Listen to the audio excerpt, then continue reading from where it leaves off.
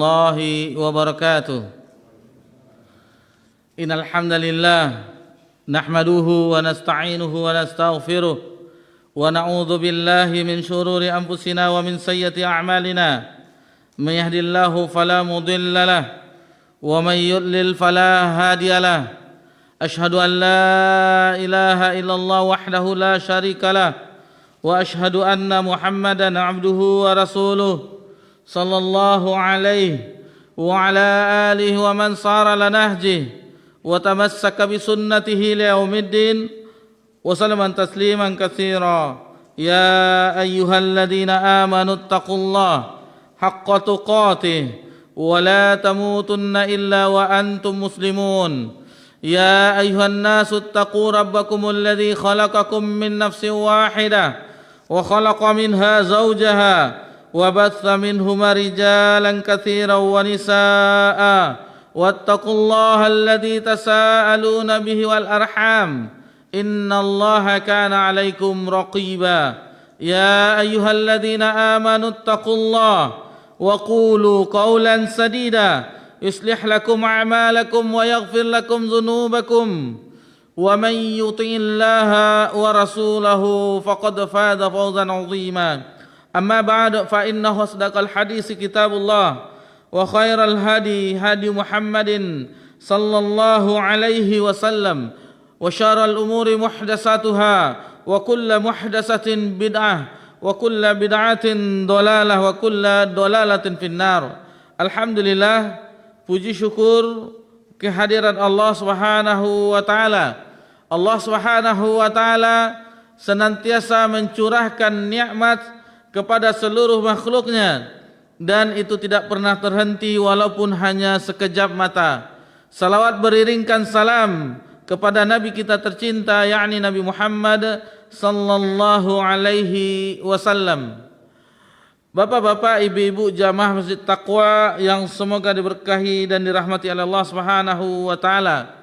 Alhamdulillah kita bersama-sama telah menyelesaikan Sirah Nabawiyah, perjalanan Rasul yang agung, dan untuk itu di malam ini insyaallah kita akan membahas satu pembahasan tazkiyatun nufus, yakni menyucikan jiwa, yang mana tazkiyatun nufus salah satu merupakan di antara tugas Nabi Muhammad sallallahu alaihi wasallam, yakni membersihkan hati manusia.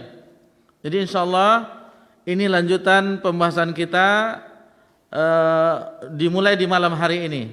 Tentunya pertemuan pertama kita tetap di muqaddimah, pengantar, bagaimana penulis yang sebagiannya afwan jika tidak dapat karena hanya itu yang tersedia. Jadi telah ditanyakan cuman itu yang tersedia di toko buku, tidak ada yang lainnya. Jadi untuk yang waktu dibeli itu hanya itu yang tersedia. Jadi mungkin ada yang tidak ada dapat buku, itu mohon maaf, bukan disengaja, tetapi memang ketersediaannya terbatas. Hanya di toko buku itu hanya tersedia yang kita bagikan tadi. Jadi mudah-mudahan ini bagi kita ambil petik faedah pelajaran-pelajaran bagaimana manhaj aqidah al-sunnah wal jamaah di dalam tazkiyatun nufus. Jadi judulnya itu. Sebagaimana Rasulullah SAW bersabda, hadis yang sahih diriwayatkan oleh Imam Bukhari dan Imam Muslim dari sahabat An-Nu'man bin Bashir radhiyallahu anhuma. Jadi ini hadis ini terdapat juga di matan hadis Arba'in An-Nawawiyah. Pada bagian akhir hadis tersebut disebutkan, ala wa inna fil jasadi mudghah. Ingatlah, sesungguhnya di dalam tubuh manusia itu ada segumpal daging. Iza salahat jasadu kullu. Apabila baik, maka baik pula seluruh jasadnya, tubuhnya. Wa iza fasadal jasadu kulluh, dan begitu juga kebalikannya, dan apabila segumpal daging itu buruk, maka buruk seluruh jasadnya, seluruh tubuhnya. Ala wahya qalb. Ketahuilah segumpal daging itu adalah hati. Ini yang akan kita perbaiki. Hati kita perbaiki dari kotoran-kotorannya. Jadi kita belajar dimulai dari malam ini untuk membersihkan kotoran-kotoran hati kita. Dan ini salah satu tugas Nabi sallallahu alaihi wasallam, yaitu membersihkan hati hati manusia pada keseluruhannya. Al-Imam Ibnu Qayyim rahimahullah taala mengatakan, amalan hati adalah pokok. Jadi ini pokoknya amalan hati. Sedangkan amalan badan itu adalah penyerta dan penyempurna. Sesungguhnya niat itu laksana ruh, sedangkan amal itu laksana badan. Apabila ruh meninggalkan badan, maka ia akan mati. Maka mempelajari hukum-hukum hati lebih penting daripada mempelajari hukum-hukum badan. Jadi disebutkan di sini bahwasanya amalan hati itu adalah pokoknya. Adapun amalan badan itu hanya penyerta dan penyempurnanya. Maka diutamakan pertama dahulu dibersihkan pangkalnya dahulu, yaitu hati. Ada ungkapan ulama yang lainnya bahwasanya hati itu adalah raja, sementara anggota tubuh yang lainnya itulah bala tentaranya. Hati itu yang menggerakkan semuanya. Ini yang dirayu-rayu oleh iblis, setan, hati kita itu yang dirusaknya. Jadi ini kita berusaha untuk membersihkannya. Namun sebelum kita memulainya dan insyaallah selesainya, dari awal kita ingatkan firman Allah Subhanahu wa taala, jangan sampai pula nanti kita ketika mempelajari ini berjalan insyaallah selesai lalu kita menganggap kita yang paling bersih hatinya. Enggak boleh. Karena di dalam surah An-Najm Allah Subhanahu wa taala berfirman, "Fala tuzakku anfusakum." Janganlah engkau menganggap dirimu suci. Huwa a'lamu bimanit taqa. Sesungguhnya Allah lebih mengetahui siapa yang paling bertakwa. Jadi ini tidak boleh kita telah belajar untuk membersihkan hati ini tidak boleh. Karena kita tetap sebagai hamba Allah itu di antara khauf, raja dan mahabbah. Raja yaitu harap akan pahala dari Allah, ampunan dari Allah. Kemudian khauf, takut akan siksa Allah Subhanahu wa taala. Kemudian mahabbah, itu rasa cinta kepada Allah Subhanahu wa taala. Itu yang tiga yang kita sebutkan tadi, khauf, rasa takut, raja, rasa harap, dan mahabbah, cinta, itu harus tetap ada di dalam ibadah kita. Di ketika kita beribadah kepada Allah Subhanahu wa taala, dan ibadah itu kedudukan yang agung, kedudukan yang tinggi, makam yang tinggi bagi kita. Karena disitulah kata para ulama mufassirin, ulama tafsir, rahasia dari Al-Quran itu adalah surah Al-Fatihah. Rahasia di dalam surah Al-Fatihah itu di ayat yang kelima, Iyyaka na'budu wa iyyaka nasta'in. Hanya kepada Engkaulah kami menyembah dan hanya kepada Engkaulah kami meminta pertolongan. Kenapa didahulukan na'budu? Kenapa tidak nasta'in? Karena tujuan utama kita diciptakan beribadah. Sementara pertolongan itu adalah sarana untuk beribadah kepada Allah Subhanahu wa taala. Ini kalau masuk dalam pembahasan ini, Al-Imam Ibnu Qayyim rahimahullah taala itu menulis tafsiran dari Iyyaka na'budu wa iyyaka nasta'in itu berjilid. Satu ayat. Itu kalau tidak salah nama kitabnya Madarijus Salikin. Madarijus Salikin itu jalan pendakian menuju Allah Subhanahu wa taala. Itulah bahkan ketika kata-kata hamba Allah itu abd, hamba itu makam tertinggi ketika Allah menyeru rasulnya di perjalanan malam Isra Mi'raj. surah Isra siapa? Subhanallazi asra bi'abdihi. Perhatikan di sini bi'abdihi laila minal masjidil haram ilal masjid hambanya. Jadi Allah memposisikan Nabi sallallahu alaihi wasallam dengan posisi yang sebenarnya hamba Allah dan juga utusannya. Nah, jadi ini makam yang tertinggi. Baik. Kita mulai memasuki muqaddimahnya tentunya. Insyaallah kita akan dari lembaran-lembaran yang telah dituliskan oleh penulis rahimahullah taala. Jadi kita ambil yang ini karena ini yang banyak tersedia. Jadi bukunya ini yang kita ambil sebagai muqarrarnya, sebagai yang kita bahas. Karena di antara yang lain ada yang kita tanya ini berapa? Hanya 2, ini 4, ini. Jadi ini agak banyak sedikit karena ini sajalah. Rata-rata pembahasannya sama, cuman kalimatnya yang berbeda. Nah, jadi rata-rata misalnya pembahasan tazkiyatun nufus rata-rata sama. Penyakit hati, obat hati yang merusak hati ini semuanya sama. Tetapi kalimatnya yang berbeda. Terkadang penulis yang ini mendahulukan yang ini, penulis yang ini mengutamakan yang ini. Tetapi pembahasannya cuma seperti Sirah Nabawiyah yang alhamdulillah kita pelajari, itu rata-rata sama alurnya, cuman kalimat-kalimat bahasanya, gaya bahasanya yang berbeda. Inti permasalahannya sama, yaitu perjalanan Nabi SAW mulai dari lahir sampai wafatnya. Baik, bapak-bapak, ibu-ibu yang semoga diberkahi dan dirahmati oleh Allah Subhanahu wa taala, kita langsung ke halaman 3. Jadi setelah khutbatul hajjah, halaman 3, amma ba'd. Sesungguhnya di antara tugas Rasulullah SAW yang paling penting adalah tazkiyatun nufus, mensucikan jiwa. Lalu di sini disebutkan firman Allah Subhanahu wa taala dalam surah Ali Imran ayat 164. Laqad mannallahu 'alal mu'minina idz ba'atsa fihim rasula. Sungguh Allah telah memberi karunia kepada orang-orang beriman ketika Allah mengutus seorang rasul min anfusihim, dari tengah-tengah mereka, maksudnya dari kalangan mereka sendiri, dari jenis mereka sendiri. Ini tugasnya. Yatslu alaihim ayatihi wa yuzakkihim.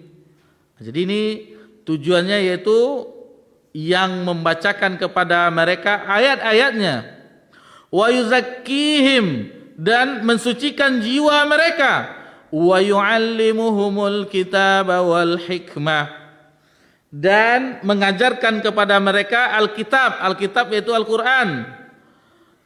Al-hikmah adalah as-sunnah. Wa in kanu min qablu lafi dhalalin mubin. Jadi meskipun sebelumnya mereka benar-benar dalam kesesatan yang nyata. Dalam surah Ali Imran ayat 164. Dan ayat ini senada dengan ayat yang lain dalam surah Al-Jumu'ah ayat yang kedua. Senada, huwallazi ba'atsa fil ummiyina rasulan minhum yatslu 'alaihim ayati. Dialah yang mengutus kepadamu, kepada kaum yang buta huruf, seorang rasul di antara mereka yang membacakan ayat-ayatnya. Jadi tetap yatslu 'alaihim ayati, yang membacakan kepada mereka ayat-ayatnya, wa yuzakkihim, dan mensucikan mereka, wa yuallimuhumul kitaba wal hikmah, dan mengajarkan kepada mereka Alkitab dan Al-Hikmah. Tadi apa tadi? Al-Quran dan As-Sunnah. Wa in kanu min qablu lafi dhalalin mubin. Dan sesungguhnya mereka sebelumnya benar-benar dalam kesesatan yang nyata. Sebelum Nabi SAW diutus, mereka adalah kaum jahiliyah, Arab jahiliyah, dalam kesesatan yang nyata. Dan alhamdulillah setelah diutus Nabi SAW, dibacakan kitab oleh Nabi SAW, ayat-ayat Allah Subhanahu wa taala, kemudian diajarkan sunnah Nabi SAW, maka yang jahiliyah yang dahulu mereka terapkan di kehidupan mereka, itu lama-lama terkikis. Yang awalnya mereka adalah pelaku kesyirikan, paganisme, sebagaimana telah kita pelajari di Sirah Nabawiyah. Banyak sesembahan mereka. Mereka menyembah pepohonan. Di situ diambil kayunya dijadikan sesembahan. Kemudian mereka menyembah batu. Mereka menyembah bintang, rembulan, matahari. Mereka menyembah orang-orang soleh. Mereka menyembah malaikat. Mereka menyembah nabi. Itu keadaan orang-orang sebelum Nabi SAW diutus. Jadi itu sesembahan orang Arab jahiliyah dahulu. Banyak. Bahkan Masjidil Haram, Ka'bah itu dipenuhi dengan berhala-berhala. Di pertama kali Nabi SAW itu tugas yang paling utama yaitu mendakwahkan tauhid. Nah, ini dia tauhid inilah yang hati yang selamat tersebut. Kemudian memperingatkan dari suatu perkara yang sangat dilarang dalam agama, kemungkaran yang paling besar yaitu kesyirikan. Nah, inilah noda yang harus dihilangkan dari hati tersebut. Ikhwani fiddin, a'adzakumullah wa akhwati fillah. Rasulullah sallallahu alaihi wasallam bersabda, hadis ini sahih diriwayatkan oleh Imam Ahmad, Ibnu Hibban, Al-Hakim, Abdul Razak dalam Musannafnya dan At-Tabrani dalam Mu'jamul Kabir dari sahabat Abu Umamah radhiyallahu anhu, man sarathu hasanatuhu wa sa'athu sayi'atuh. Barang siapa yang kebaikannya membuatnya senang dan kesalahannya membuat ia susah atau menyesal, fahuwa mu'min, maka dia adalah seorang mukmin. Jadi itu parameter. Kalau ada hati kita ketika kita beribadah kepada Allah Subhanahu wa taala, apapun bentuk ibadahnya, membuat hati senang, lapang dan seterusnya, itu tanda seorang beriman. Kemudian ketika kita melanggar peraturan Allah Subhanahu wa taala, berbuat maksiat, dosa, hati itu gelisah. Mungkin di antara kita pernah merasakan. Jangankan untuk berbuat dosa, terlambat sholat berjamaah saja lain rasanya. Ini entah dapat tahiyat akhir atau tidak nih. Khawatir. Karena sudah terbiasa dengan sholat berjamaah bersama kaum muslimin. Apalagi maksiat kepada Allah Subhanahu wa taala. Dulu pernah kita contohkan, entah di masjid ini atau di masjid yang lain, yang alhamdulillah Allah mudahkan untuk setiap saat, pagi, siang, malam, pokoknya ada kesempatan itu membaca ayat Allah Subhanahu wa taala. Membaca firman Allah Subhanahu wa taala. Ini bagi yang membaca saja dulu, belum yang menghafal, mentadabburinya. Ini coba 1 hari atau 2 hari tidak sempat, itu lain rasanya. Gersang jiwa itu. Seolah-olah ada yang kurang. Ini pertanda tersebut. Jadi kalau sudah ada resah di dalam hati kita terhadap suatu perbuatan buruk atau terluputnya perbuatan baik, maka itu tanda dari keimanan dalam hati kita. Begitu juga apabila kita melakukan suatu kebaikan, ada dalam hati itu rasa senang, maka itu tanda keimanan. Ini hati-hati jangan ujub. Dia ada namanya ujub. Ini penyakit orang-orang soleh. Penyakit orang-orang soleh, ujub, bangga dengan amalannya. Padahal amalan tersebut Allah yang memudahkan baginya untuk mengamalkannya. Tetapi dalam hatinya ada kebanggaan, seolah-olah yang tadi, dia seolah-olah orang yang ini, orang yang ini, orang yang ini. Ini tidak boleh. Karena ujub, sombong itu awal petaka dari dosa, induknya maksiat, yang mana iblis terkena dari hal tersebut. Aba wastakbara, dia iblis itu enggan dan sombong dengan apa yang telah diperintahkan oleh Allah Subhanahu wa taala. Di sini sebelum kita lanjutkan, ketahuilah musuh kita yang nyata, syaitan, iblis, itu bukan melarang kita beribadah saja atau untuk melakukan perbuatan yang buruk saja, bukan. Tetapi iblis, syaitan dan bala tentaranya itu terkadang memberikan kita semangat untuk beribadah. Ini misalnya suatu malam Ini contoh salat malam, karena salat malam itu adalah ciri khas orang-orang yang saleh. Mereka tidak akan merasakan nikmat kehidupan dunia kecuali di malam hari beribadah kepada Allah. Di salah satu ungkapan orang-orang saleh terdahulu. Misalnya di salat malam yang kita yang imannya tidak terlalu tinggi seperti mereka, kalau kita terbangun, terkadang dilihat jam masih jam 2. Terkadang ulang tidur daripada sudah dari kamar mandi, atau sudah terdengar azan bukan azan ya. Kalau di masjid kaum muslimin kan diputar kaset-kaset sebelum masuk subuh, sekitar jam 4 atau 4 lewat lah. Tapi susah bangun kita, seolah-olah ada yang janganlah dulu, masih panjang, malam masih panjang, dan ini seolah-olah ada yang itu memang itu pekerjaan iblis dan setan. Tetapi terkadang ada suatu masa kita diberinya semangat,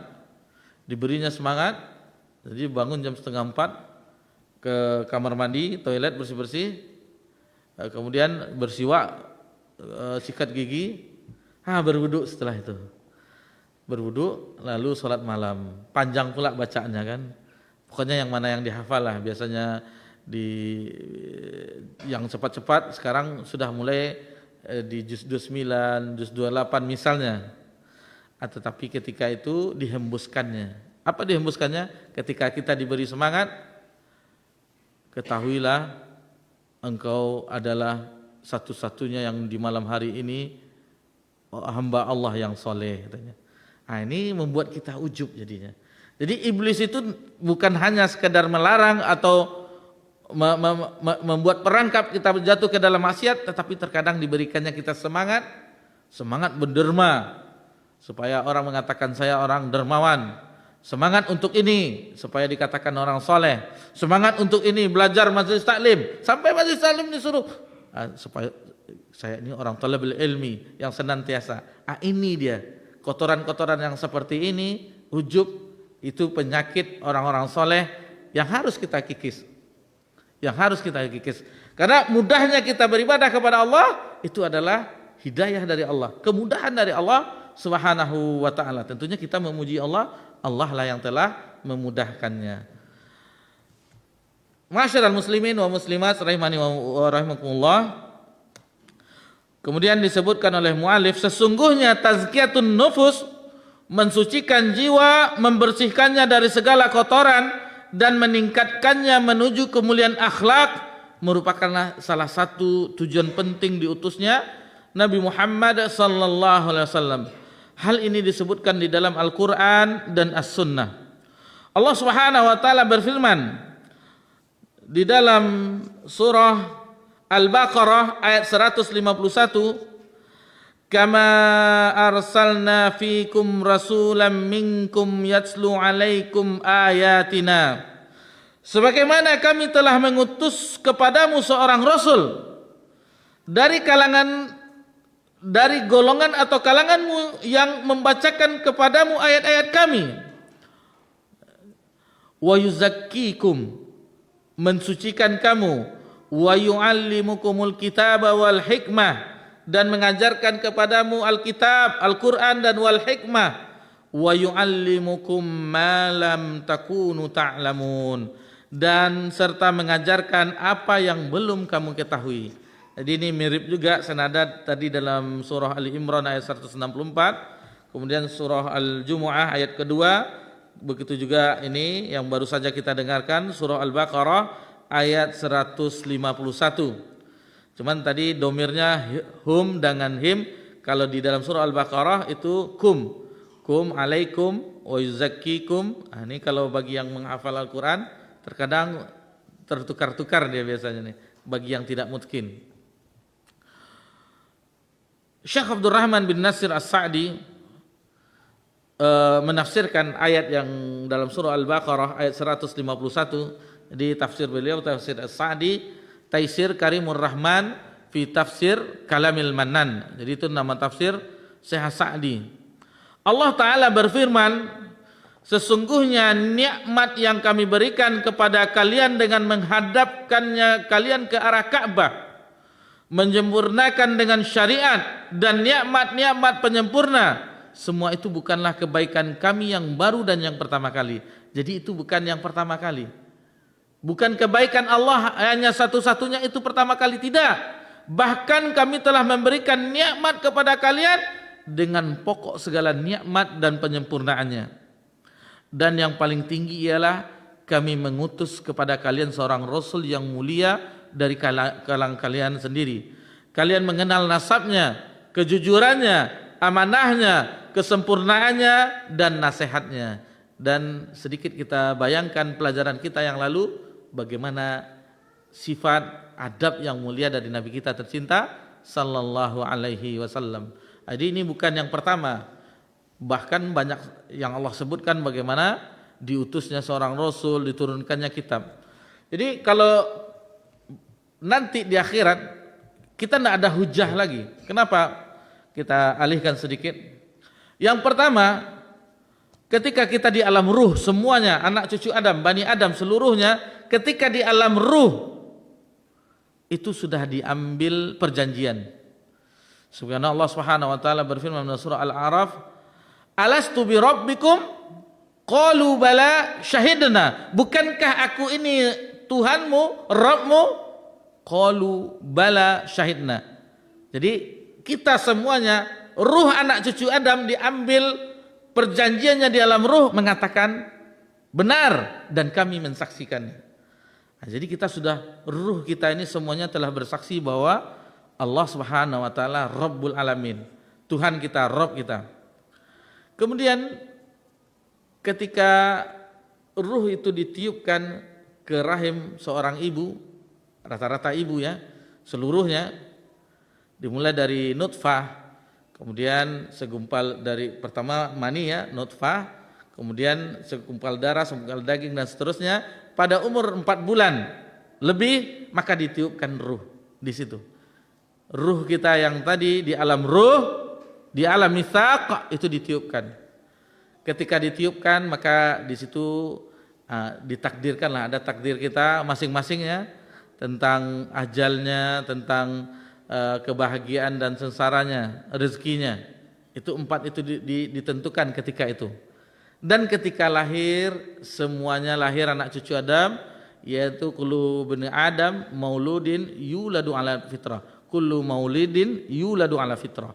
Setiap anak cucu Adam itu lahir dalam keadaan fitrah. Fitrah ditafsirkan oleh ulama adalah itu dalam keadaan Islam. Dalam keadaan Islam dilahirkan. Namun karena bapaknya yang Majusi, Nasrani, Yahudi atau agama yang lainnya, itulah yang membuatnya menyimpang dari fitrahnya. Misalnya dia lahir di Eropa, agamanya Kristen. Lahir di India, akhirnya dia beragama Hindu. Lahir di Jepang, akhirnya beragama Shinto dan yang lainnya. Nah, ini karena orang tuanya. Dan kalau kita tarik ke dalam diri kita, walhamdulillah kita dilahirkan oleh kedua orang ibu bapak yang Islam. Sehingga walhamdulillah kita pun memeluk agama Islam. Sudah azan. Baik, kita dengarkan kumandang azan. Insyaallah setelah itu akan kita lanjutkan.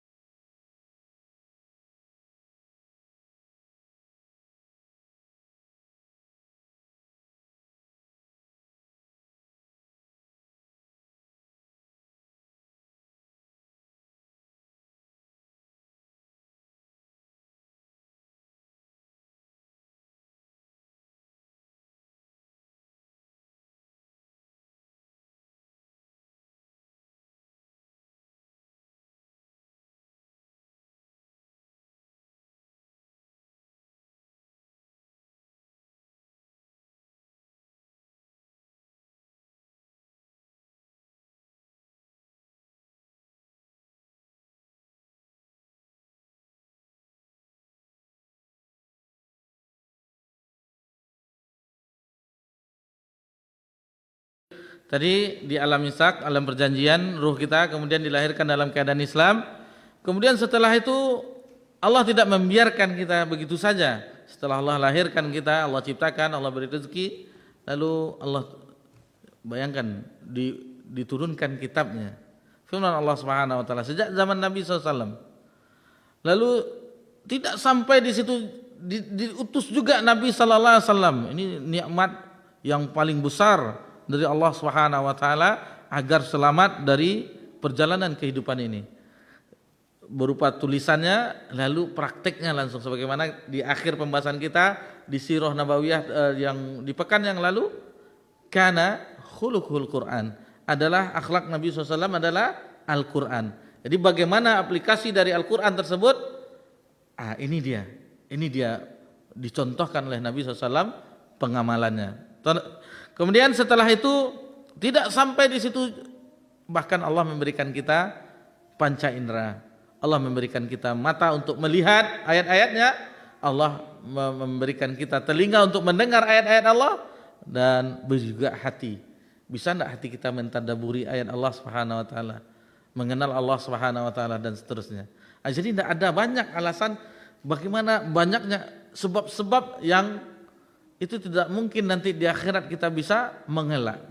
Nanti insya Allah akan disinggung-singgung juga dari tulisan ini, dari muqaddimah ini. Tapi kita lanjutkan tafsir As-Sa'di. Yatslu alaikum ayatina, yang membacakan kepadamu ayat-ayat kami. Ini mencakup Al-Quran dan selainnya. Dia membacakan kepada kalian ayat-ayat yang menjelaskan kebenaran atas kebatilan, petunjuk atas kesesatan, yang membimbing kalian, dan pertama kali adalah untuk mentauhidkan Allah dengan sempurna, membenarkan Rasulnya, kewajiban beriman kepadanya, serta kewajiban beriman kepada setiap kabar yang beliau sampaikan berupa hari kebangkitan dan perkara-perkara gaib, sehingga kalian memperoleh hidayah yang sempurna dan ilmu yang yakin. Itu tadi yatlu alaikum ayatina. Kemudian wa yuzakkikum, dan mensucikanmu. Maksudnya mensucikan jiwa dan akhlak kalian dengan mendidiknya, ditarbiyah di atas akhlak yang mulia, dan mensucikannya dari akhlak yang tercela. Itu semua sebagaimana beliau membersihkan mereka dari syirik kepada tauhid, dari riya kepada ikhlas, dari dusta kepada kejujuran, dari khianat kepada amanat, dari sikap takabur sombong kepada tawadu rendah diri, dari akhlak yang jelek kepada akhlak yang baik, dari sikap yang saling membenci, saling menjauhi, itu menjadi sikap yang saling mencintai, sikap saling mendekati, dari sikap yang saling memutuskan hubungan silaturahmi menjadi menyambung hubungan silaturahmi dan saling menyayangi, dan selain itu dari bentuk-bentuk penyucian jiwa.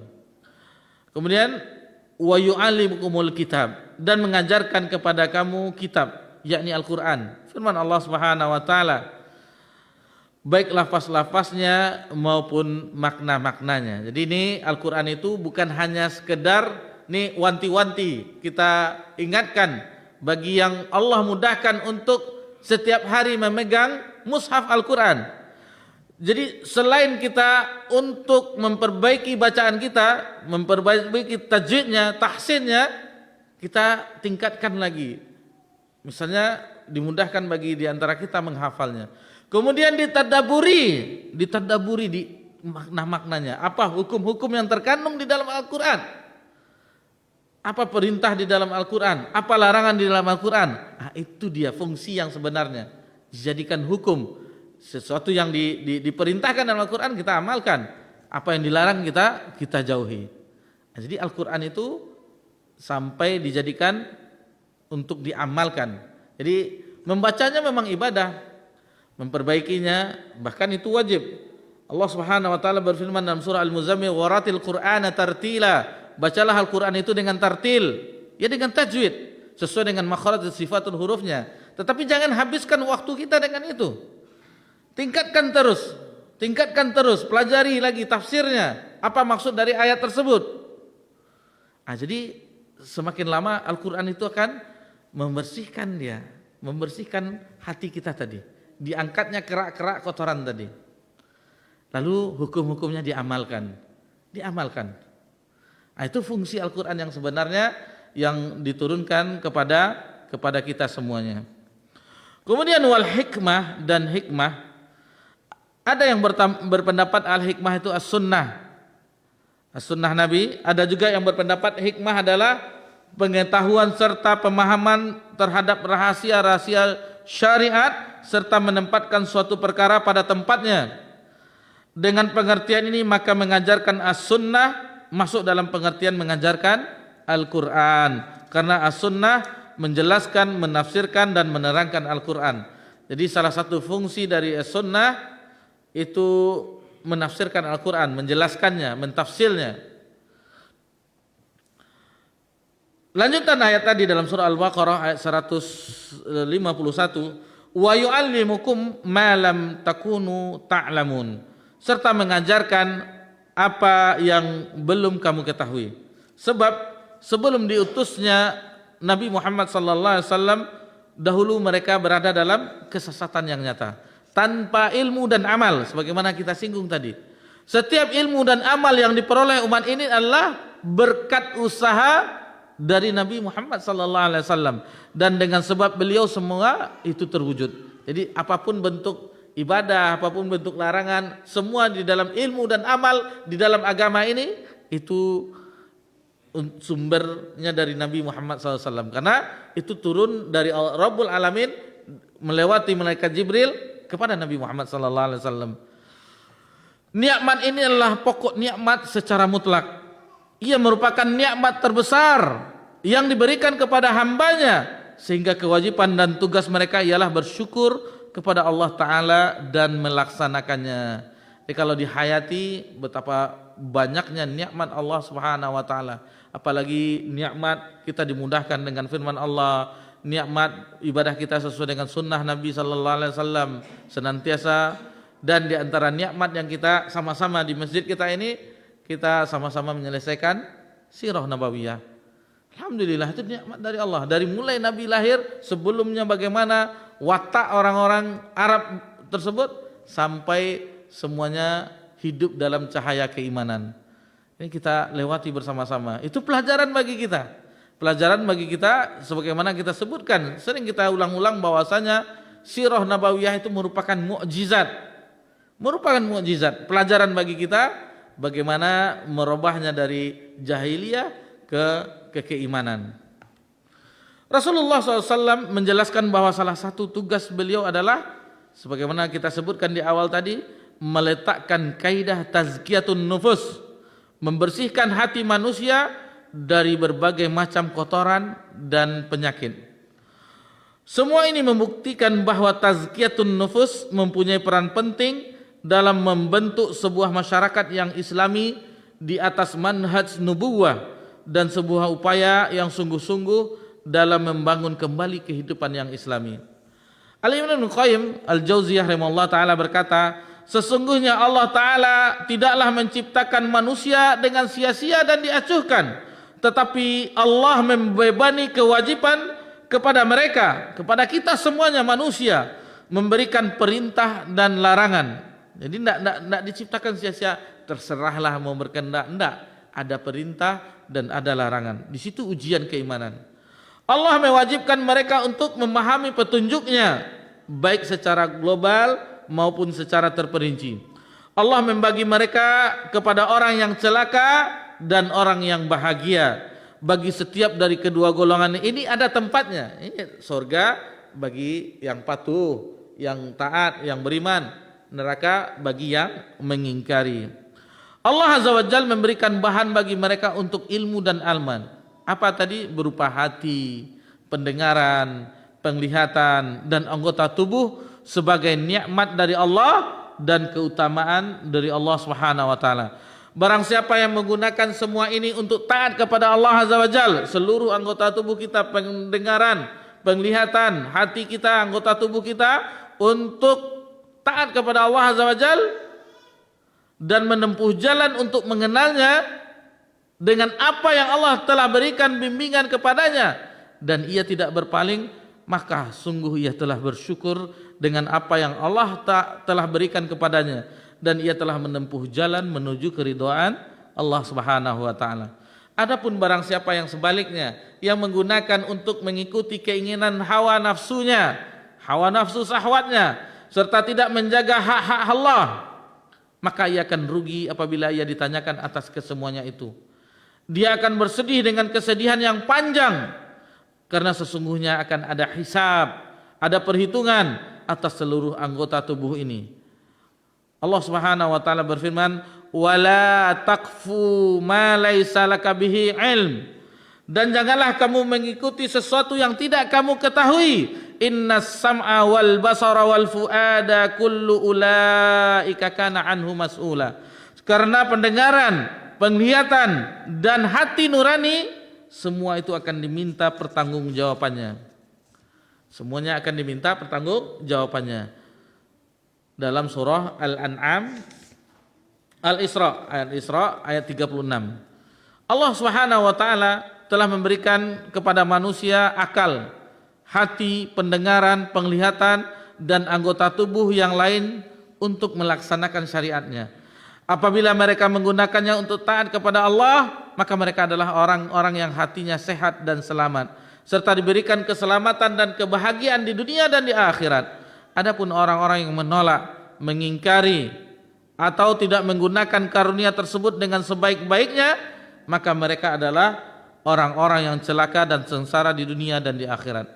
Allah Subhanahu wa taala menjadikan kedudukan dan tempat untuk masing-masing kelompok bagi golongan orang yang bahagia maupun golongan orang yang celaka, dan Allah Subhanahu wa taala memberikan bahan bagi mereka untuk ilmu dan amal berupa hati, penglihatan, pendengaran, akal dan anggota tubuh lainnya.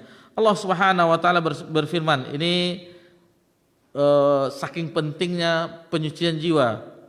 Berapa tuh? 11 ya, 11 kali Allah bersumpah. Wasyamsi waduhaha, demi matahari dan sinarnya pada pagi hari. Wal qamari idza talaha, demi bulan apabila mengiringinya. Wan nahari idza jallaha, demi siang apabila menampakkannya. Wal laili idza yaghshaha, demi malam apabila menutupinya. Was samai wa ma banaha, demi langit serta pembinaannya. Kemudian wal ardi wa ma tahaha, demi bumi serta penghamparannya. Wa nafsi wa ma sawwaha, demi jiwa serta penyempurnaan ciptaannya. Fa'alhamaha fujuraha wa taqwaha, maka dia telah mengilhamkan kepadanya jalan kejahatan dan ketakwaan. Di sini qad aflaha man zakkaha, sungguh beruntung orang yang mensucikan jiwanya. Wa qad khaba man dassaha, dan sungguh rugi orang yang mengotorinya. Jadi berapa kali Allah bersumpah sebelum dikuatkannya qad aflaha man zakkaha? 1, 2, 3, 4, 5, 6, 7. 7 ya. 7 ayat yang ada wawanya itu 7 atau 8? Lebih kurang Allah bersumpah dengan makhluknya. Lalu ini juga termasuk juga ini wasyamsi waduhaha, demi matahari dan itunya dan sinarnya. Jadi ini saking pentingnya, belum pernah Allah Subhanahu wa taala bersumpah melainkan sebanyak ini, melainkan tentang penyucian jiwa. Coba yang lain, wal fajr walayalin ashar, enggak sampai sebanyak ini. Apalagi wal asr innal insana lafi khusr, cuman wal asr demi masa atau demi waktu. Jadi kalau untuk penyucian jiwa itu banyak Allah bersumpah dengan makhluknya, baru setelah itu qad aflaha man zakkaha, sungguh beruntung orang yang menyucikan jiwanya, wa qad khaba man dassaha, dan sungguh rugi orang yang mengotorinya. Taib, Allah Subhanahu wa taala setelah dia bersumpah dengan makhluknya agar memperhatikan alam semesta serta jiwa yang Allah ciptakan dan menyempurnakannya, kemudian Allah mengilhamkan manusia kepada jalan yang baik dan kepada jalan yang buruk. Kemudian Allah taala berfirman, qad aflaha man zakkaha, sungguh beruntung orang yang mensucikan jiwanya, wa qad khaba man dassaha, dan sungguh rugi orang yang mengotorinya.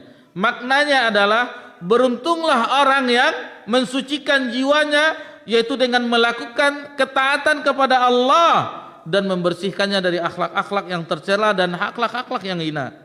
Hal ini diriwayatkan dari Qatadah, Mujahid, Ikrimah, dan Sa'id bin Jubair. Ini adalah ulama-ulama tafsir dari generasi tabi'in. Ini murid-murid dari Ibnu Abbas radhiyallahu anhu. Qatadah, Mujahid, Ikrimah, Sa'id bin Jubair. Dan seperti firman Allah Subhanahu wa taala, qad aflaha man zakkaha wa qad khaba man, ini dalam surah Al-A'la ya. Qad aflaha man tazakka wa dzakara asma rabbih fasalla. Sungguh beruntung orang yang mensucikan diri dengan keimanan dan mengingat Rabbnya lalu ia salat. Dalam surah Al-A'la, qad aflaha man tazakka wa dzakara asma rabbih fasalla. Kemudian wa qad khaba man dassaha, dan sungguh merugi orang yang mengotorinya. Maksudnya mengotorinya dengan berbuat maksiat dan meninggalkan ketaatan kepada Allah Azza wa Jalla. Jadi di sini diambil dari tafsir Ibnu Katsir yang barusan saja kita bacakan.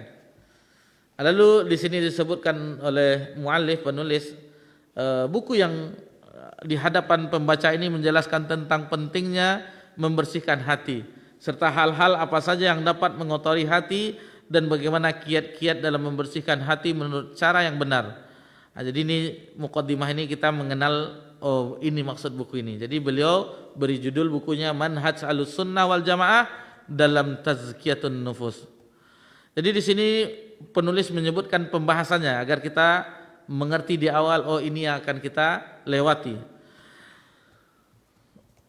Apa sebabnya? Jadi kenapa membahas dan memilih judul buku ini? Dikarenakan beberapa sebab. Pertama, jadi kenapa buku ini ditulis dan mengapa ini judulnya?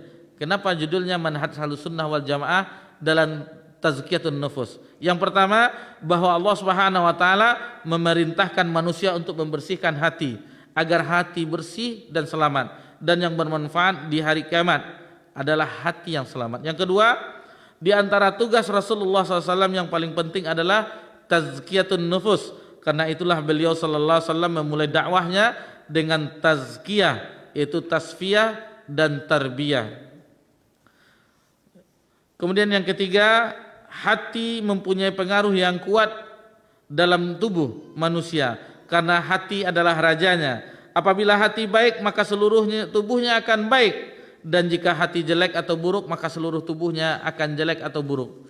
Yang keempat, kebanyakan manusia lalai terhadap hati mereka. Ini kita semuanya kebanyakan lalai dengan hati kita. Kebanyakan orang yang sibuk belajar, menuntut ilmu dan memperhatikan sunnah-sunnah Nabi sallallahu alaihi wasallam dan memperdalam ilmu usul hadis, tafsir, usul fikih dan lainnya. Meskipun hal ini baik, penting dan bermanfaat, akan tetapi sebagian dari penuntut ilmu tersebut lalai untuk membahas amal-amal hati, penyakit-penyakit hati dan obatnya. Padahal membahas amal-amal hati, penyakit dan obatnya adalah lebih penting, lebih bermanfaat dan mempunyai pengaruh besar terhadap amal lahir dan batin.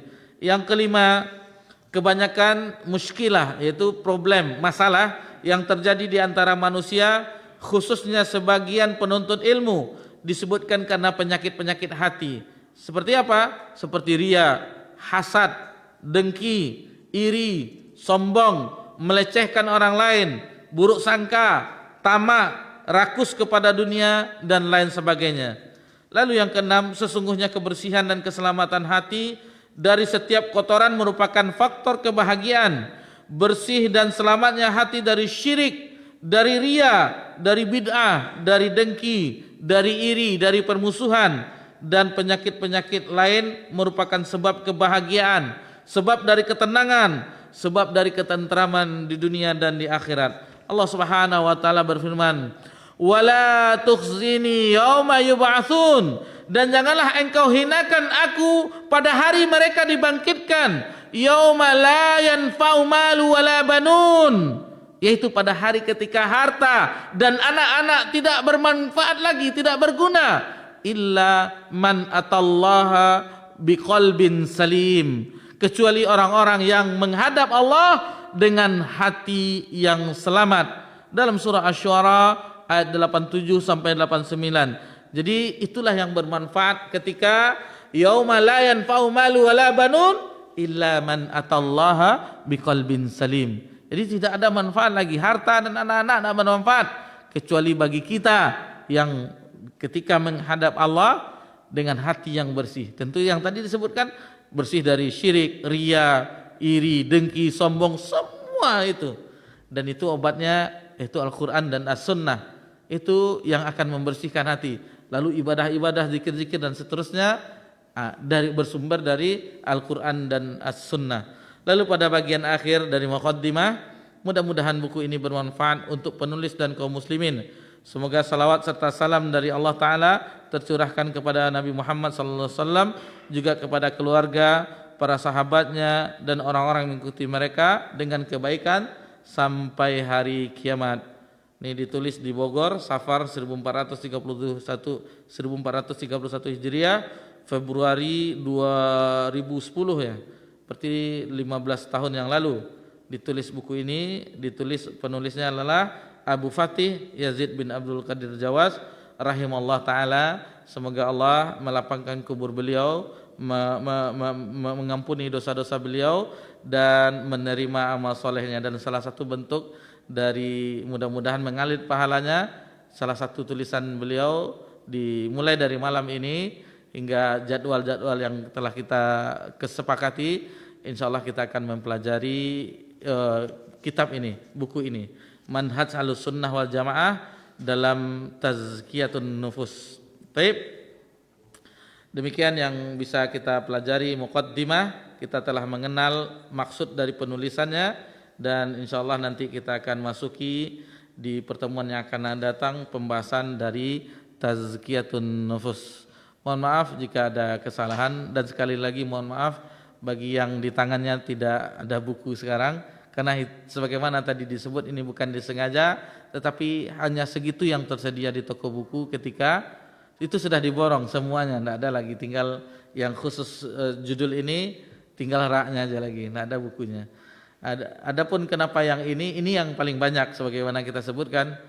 Ini yang paling banyak. Adapun judul-judul yang lain hanya ada 2 buku, 3 buku. Jadi kita ambil yang paling banyak dan insyaallah Tazkiyatun Nufus sama pembahasannya. Sama pembahasannya hanya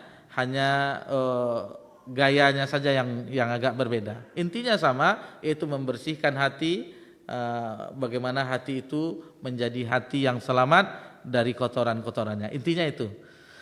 Tapi mudah-mudahan ini Allah Subhanahu wa taala tentunya kita bermohon kepadanya, hanya kepadanya kita bermohon diberikannya kemudahan, taufik, hidayah, dan dengan karunia-Nya insyaallah di pekan yang akan datang kita mulai mengupas pelajaran-pelajaran sekitar Tazkiyatun Nufus. Mohon maaf jika ada kesalahan dan untuk hari ini kita cukupkan sampai di sini. Subhanakallahumma bihamdika asyhadu an la ilaha illa anta astaghfiruka wa atubu ilaik. Wassalamu ala nabi Muhammad sallallahu alaihi wasallam wa ala alihi washabbihi ajmain walhamdulillahirabbil alamin. Wassalamualaikum warahmatullahi wabarakatuh.